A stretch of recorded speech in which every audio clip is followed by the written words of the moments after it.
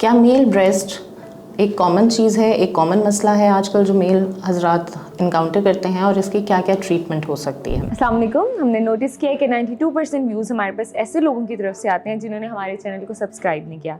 तो आज हम मरहम की तरफ से आपके पास रिक्वेस्ट करने आए हैं कि आप हमारे चैनल को सब्सक्राइब करें ताकि हम और इन्फॉर्मेटिव कंटेंट और अच्छे डॉक्टर्स अपने प्लेटफॉर्म पर ला सकें। Thank you. मेरा नाम डॉक्टर साइमा वारिस है and I am a plastic cosmetic surgeon.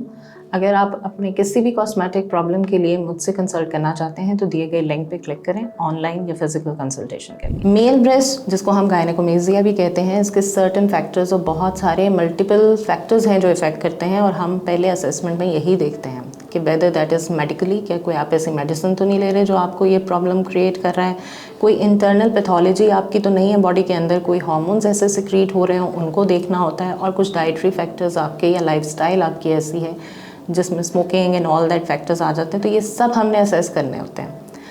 अब गायनेकोमेसिया या मेल ब्रेस्ट का ट्रीटमेंट क्या है वो डिपेंड करता है इस असेसमेंट के ऊपर। अगर तो हमें आपके असेसमेंट के ऊपर कोई ऐसा फैक्टर मिलता है मेडिकल या लाइफस्टाइल, तो डेफिनेटली हम नॉन इन्वेसिव नॉन सर्जिकल तरीके से उसको सॉर्ट आउट करते हैं, जिसमें उस फैक्टर की या तो ट्रीटमेंट की जाती है या उस फैक्टर को निकाल दिया जाता है। यानी अगर आप कोई ऐसी मेडिसिन ले रहे हैं जो आपको इफेक्ट कर रही है, उस मेडिसिन को ख़त्म कर दिया जाता है, उसकी ऑल्टरनेटिव बताई जाती है, या अगर कोई आपकी इंटरनल पैथोलॉजी या कोई ऐसी बीमारी है जिसकी वजह से हो रहा है तो उस बीमारी का इलाज किया जाता है। लेकिन अगर आपका ऐसा कोई भी फैक्टर हमें नहीं मिलता और ये इडियोपैथिक गायनेकोमेसिया की तरफ चला जाता है, तो डिपेंडिंग ऑन द स्टेज कि आपकी मेल ब्रेस्ट वेदर वो ग्लैंडुलर है या वो फैटी है, उसकी बेसिस पे डिसाइड किया जाता है कि लाइपोसक्शन के थ्रू आपकी मेल ब्रेस्ट को रिड्यूस किया जाएगा या आपकी ग्लैंड की एक्सीजन की जाएगी।